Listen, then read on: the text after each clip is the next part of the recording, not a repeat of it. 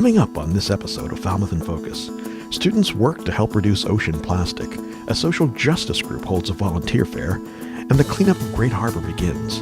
All this and much more on this edition of Falmouth in Focus.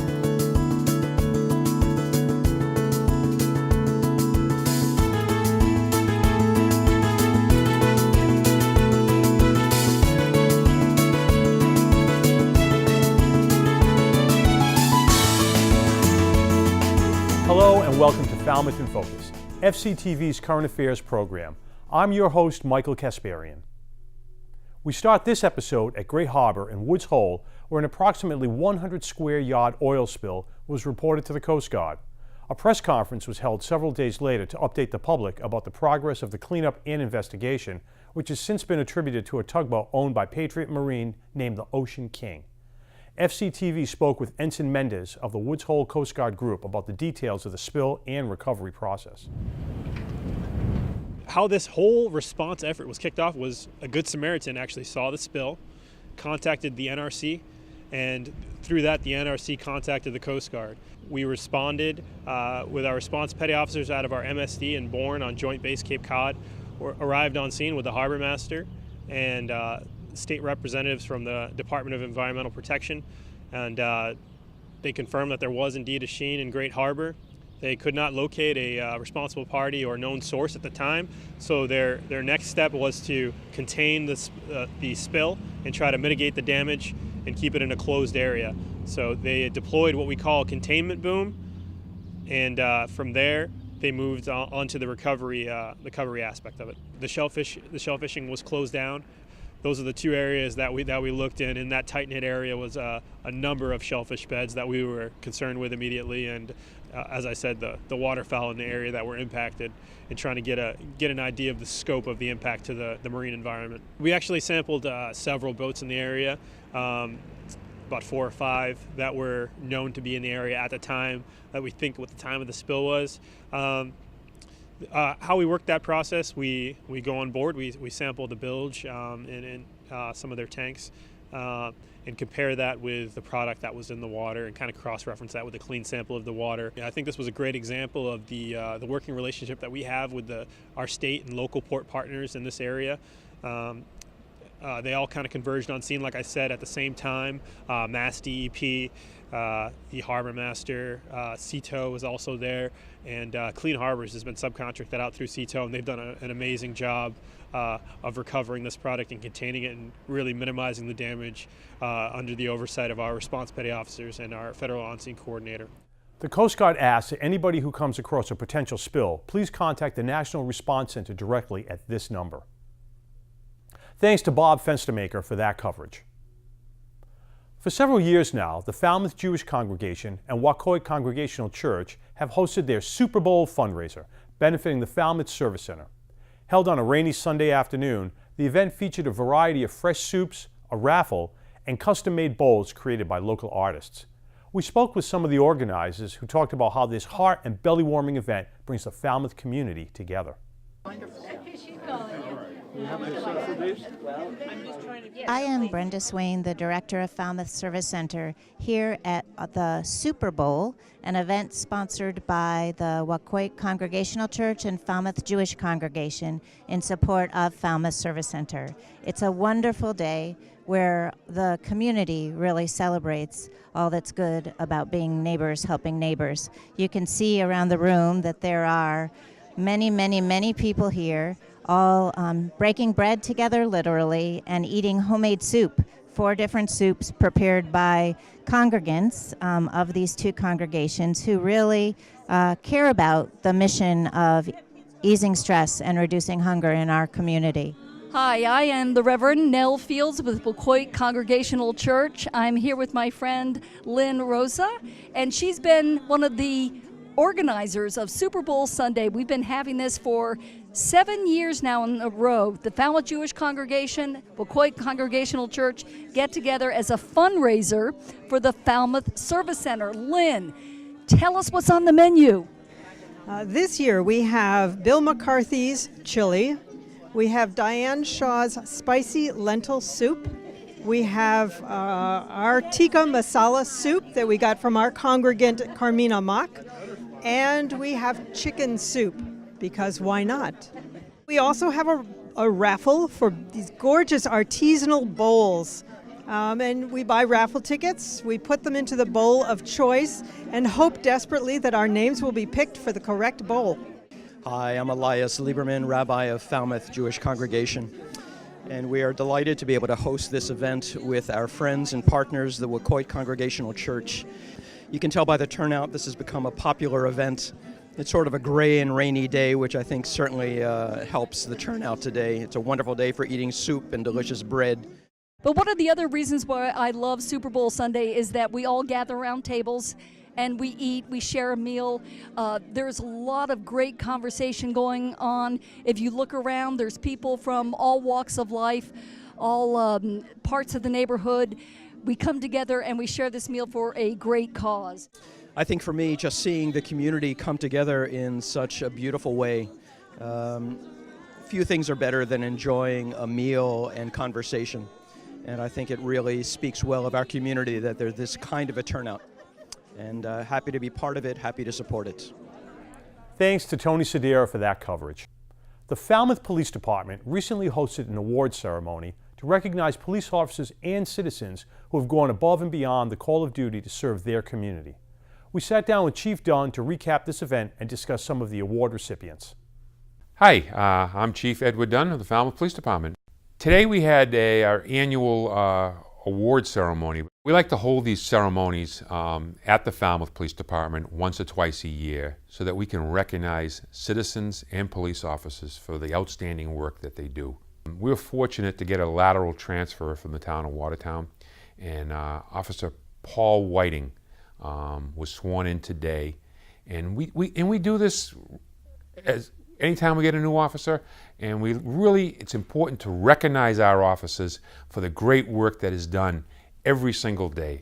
Officer Whiting was sworn in by Mike Palmer, the town clerk, where he took the oath of office to be a Falmouth police officer. The other great piece today of today's award ceremony was recognizing citizens and police officers for work far beyond the average daily work that they do. One of the citizens that was recognized was our intern, a high school intern. And her name is Alexa Atwood, and what a wonderful girl. And she has saved us tons of man hours. Her internship ended last week, but she has elected to come in once a week and continue on at no cost to the town of Falmouth. So, great young lady, and I believe she's looking to get into law enforcement and is going to be going to school for criminal justice. So I do want to mention that. The other officers that were recognized today were Sergeant Michael Rogers and his brother James Rogers. They were given the Lifesavers Award today. Two different incidents. One had to do with an individual who was stuck in the mud flats out on Minot Beach. Was actually stuck up to his knees. Tide was coming in, was getting very, very tired, and actually collapsed in Sergeant Rogers' hand once Sergeant Rogers swam out to him. Another citizen swam out and actually dug him out, and so we were happy to give Michael that award. The second, his brother James received the award, his life-saving award, for an incident that happened on Woods Hole Road, where a professional tree worker ended up cutting his leg with a chainsaw. His co-workers were doing direct pressure on it, but when James arrived, he arrived before the paramedics arrived. James arrived, was able to put a tourniquet on his leg, and was able to use an item called Quick Clot, which slows the bleeding down. It's used by the military, saves many lives, and James was able to do that, actually stuffing this gauze into the wound to stop the bleeding. Another award, then we like to recognize what we call the Officer of the Year. And that this year, I'm proud to say, went to Detective Andy Lowen. Andy has done some great investigative work. He is our sexual assault investigator, and I'm sad to say we do get a lot of sexual assault cases. He does an outstanding job. It takes a special person to do that type of work. His supervisors presented his name as the individual to be Officer of the Year. So I'm so proud of Andy to be the 2017 Officer of the Year. It's just our way of saying thank you to the officers and allowing the community to know all the great things that these officers do on a daily basis. Thanks to Jeff Wyman for that piece. It's time now for the latest from Town Hall. Here are takeaways from recent municipal meetings chosen based on community impact. In the last Selectmen's meeting, the Steamship Authority introduced new General Manager Bob Davis to the board. A presentation was also given to the board regarding the potential for new freight service to Martha's Vineyard from New Bedford. The Selectmen had many inquiries for steamship management and ultimately voted to send a letter to Senator DiMacedo regarding how his office may help the potential new freight service. Of the 30, I'm just picking numbers, but say 30 regular kind of users that go through Woods Hole, how many of those would find New Bedford to be more of an economic option? There are shippers that are headquartered or stationed there, Closer there. or go through there on their way to Woods Hole. Okay. Enough of those shippers, certainly, that would fill the boat. I would move that we send a letter to Senator DiMacedo asking for his support in the renovation of the New Bedford State Pier, with one of the purposes to being able to support increased freight service from New Bedford to Martha's Vineyard. And I'll second that. And all those in favor? Aye. Aye. The Selectmen also discussed the upcoming warrant for the spring town meeting in April. The board spoke about the warrant generally, deciding whether or not to include all of the articles on the printed warrant, or if there are any they would remove. With a unanimous vote, the Selectmen executed the warrant given to them in this meeting with minor adjustments. The spring 2018 town meeting will be held at Lawrence School, April 9th at 7 p.m. We have a revision from Mr. Suso of some Scribner errors, basically, that you received this evening. And so if there were a motion, it would be to the revised articles. Very good point. I would move Articles 1 through 47 for the April 9th town meeting warrant. I'll second. All those in favor? Aye. Aye. The Planning Board also met last week and furthered their discussion on the Davis Straits Multifamily District Plan. The board decided to invite the Cape Cod Commission to a future meeting to start planning some details regarding the Davis Straits District.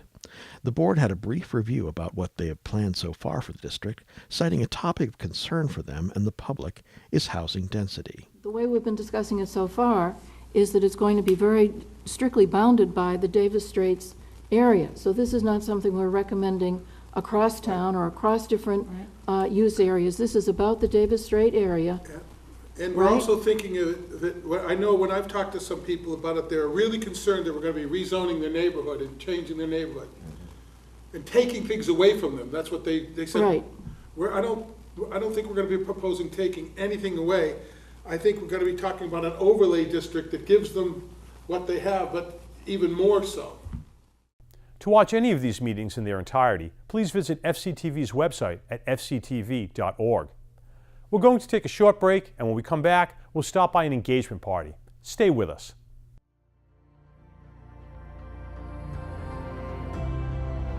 I had the women that, they were struggling, and then as they got into recovery, there was this whole nother part of them that you didn't see, and that if you can release it somehow, help them to release it, they'll fly with it.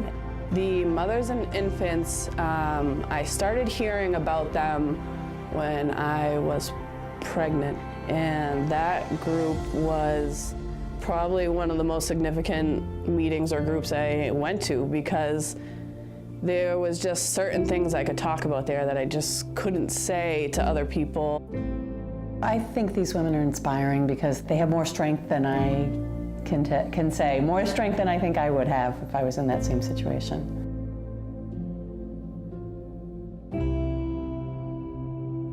I wouldn't even say I have my former self back. I feel like it's a better version of who I was before I picked up drugs. It's something that I have to do, or I won't have my son at all. I know that. One of the highest risk populations for opioid overdose in Massachusetts is pregnant and postpartum women. I'm Valerie Oppenheim, a founding board member of MARNI, Mothers and Infants Recovery Network, a nonprofit established to address the specific needs of women struggling with the physical, social, and emotional challenges of staying in recovery while managing their children's needs. The relapse rate is high, as is separation from their children. Stigma and limited social support makes the challenge of recovery even more immense. Marnie currently offers 3 support groups in Falmouth, Hyannis, and the Barnstable Correctional Facility, and will soon offer a 4th group in Harwich. The groups are co-facilitated by peer specialists, women who are further in their recovery and receive training. The weekly groups are non-judgmental, free, offer childcare by qualified providers, and assist with transportation. While the groups are focused on recovery, there's also support and resource sharing for achieving self-sufficiency, parenting, and involvement in other community resources for overall emotional health. Marnie is a small, young nonprofit that is supported by donations and grants and receives no public funding. Please visit our website, marnie.org, to view the full video about the success of the program and to find out about volunteer and donation information. You would be helping 2 generations if you do. Thank you. Welcome back.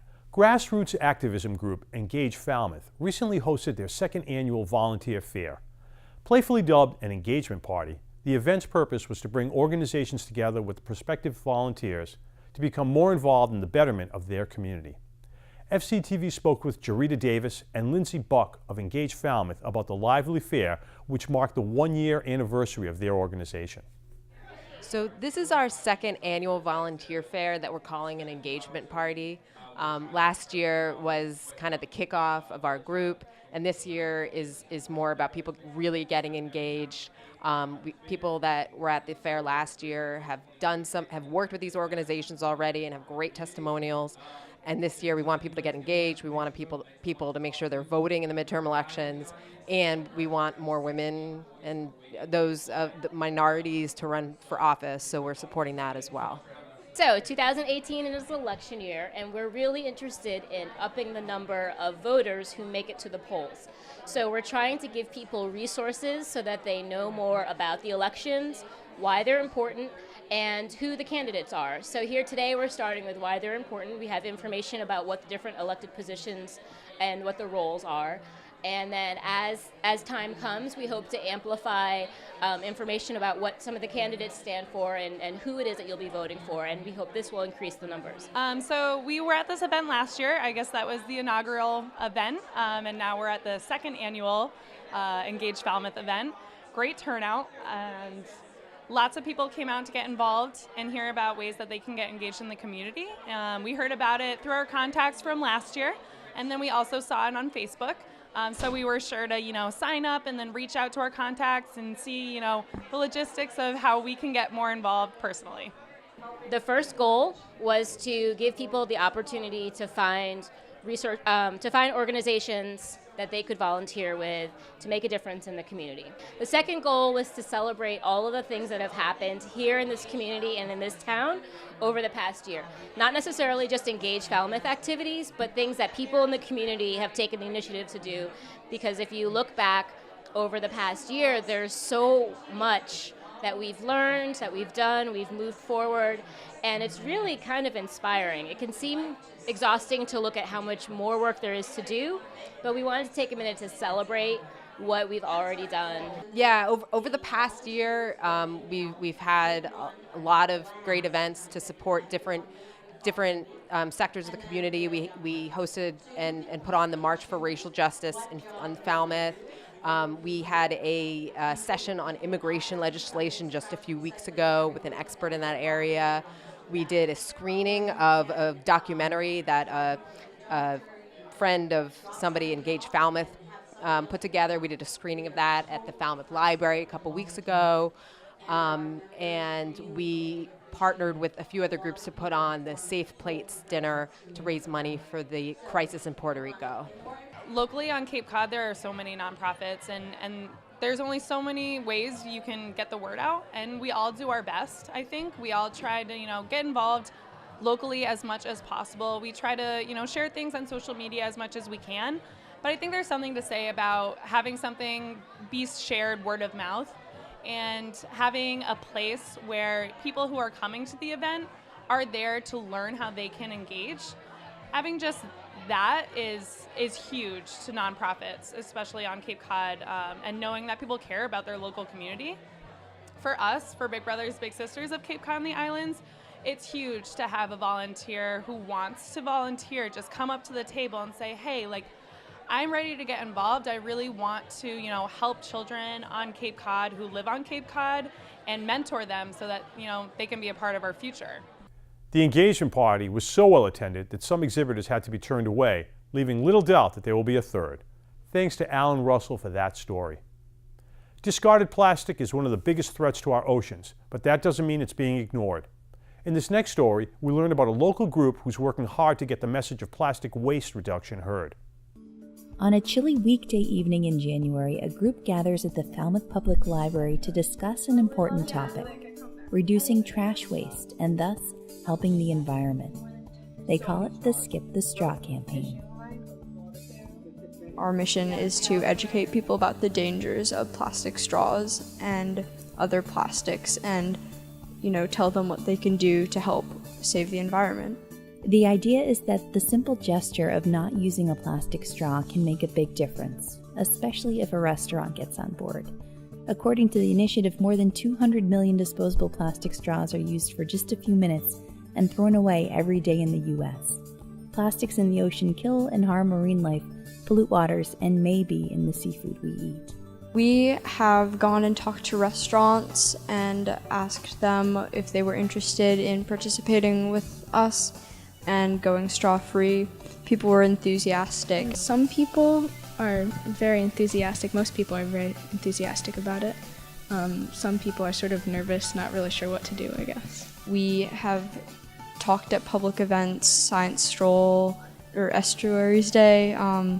We've had booths. We go to schools and educate kids, Girl Scouts too. And we've spread the word in a lot of different ways, and hopefully we're just going to keep getting bigger. And it has gotten bigger. What started as an idea with just 5 girls in the 5th grade grew into collaborations with nonprofits and media appearances, including one recently on the FCTV show Solutions with Eileen Preston. It's really fun to say that you're helping out with the environment and you're doing something to save it. I've learned that a lot of people are open-minded to help us in our campaign. People want to join, people are enthused and excited, and that's really encouraging. More information on the campaign can be found by watching the latest episode of Solutions, viewable on FCTV Public Channel 13 and produced by Eileen Preston, or by visiting falmouthwaters.org/skipthestraw. Thanks to Liz Lerner for that story. We now move to this episode's calendar segment, where we have a number of events to highlight. On Saturday, February 3rd at 6:30 p.m., the West Falmouth Library will be putting on Make a Death Wish, a 1920s-themed murder mystery party. Participants will work together in an effort to discern who the culprit is amongst them. On Sunday, February 4th at 6:30 p.m., the Holiday Inn Cape Cod will host a Super Bowl 52 party. Featuring an appetizer bar and large projection screen, guests will be able to enjoy the big game without the hassle of cooking and cleaning. On Friday, February 16th at 7 p.m., Falmouth Academy will screen the National Theatre of London's live performance of Rosencrantz and Guildenstern Are Dead, a surrealist take on Shakespeare's Hamlet starring Daniel Radcliffe. Lastly, we have Rising Tide, an exhibition of paintings by Valerie Leary, viewable at the Mazer Gallery here at FCTV throughout February. We're going to take another short break, and when we come back, we'll learn how Falmouth High School is fighting against negativity. Stay with us.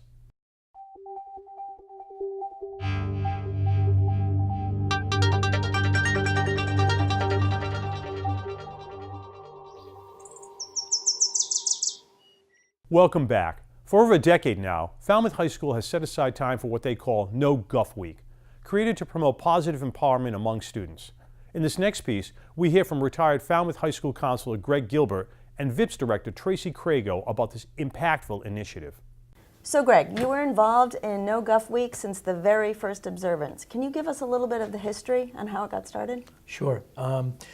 I was doing a lot of mediations as an adjustment counselor back in 2000, 2001. A lot of conflict resolution between students, and my partner and I, Joe Mello, were looking to do something positive. We enlisted Doug Rebusel, who made over 600 t-shirts for us with a No Guff logo and "Don't Go Behind the Back."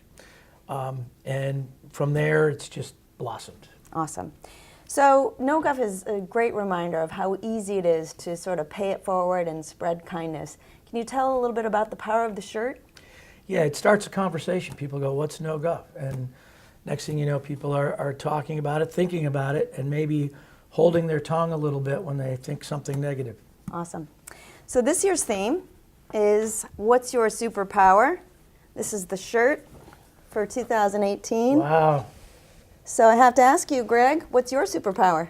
I think it's just my ability to bring people together, to try to unify people. Certainly I'm not a good No Guff person by my actions sometimes, but we definitely have achieved a lot by bringing people together, especially with our sponsors and VIPS making it such a community-wide event. Awesome. So thanks to Cape Cod Aggregates and Cavosa Companies Yes, and all the thank people you. who in the community who share the No Guff spirit. Thank you. Thanks. Thanks to Ryan Weber for that story. Here at FCTV, we want you to know that television can be as easy as hitting record on your smartphone. We'd like to invite all Falmouth residents and visitors to share their slice of life with us. Email us your photos and videos or upload them to Facebook, Twitter, or Instagram using the hashtag MyFalmouth or Falmouth in Focus to be featured on the show. Thanks to our most recent contributors. We leave you now with the sights and sounds of the Mullen Hall Polar Plunge. Thanks for watching Falmouth in Focus. We'll see you next time.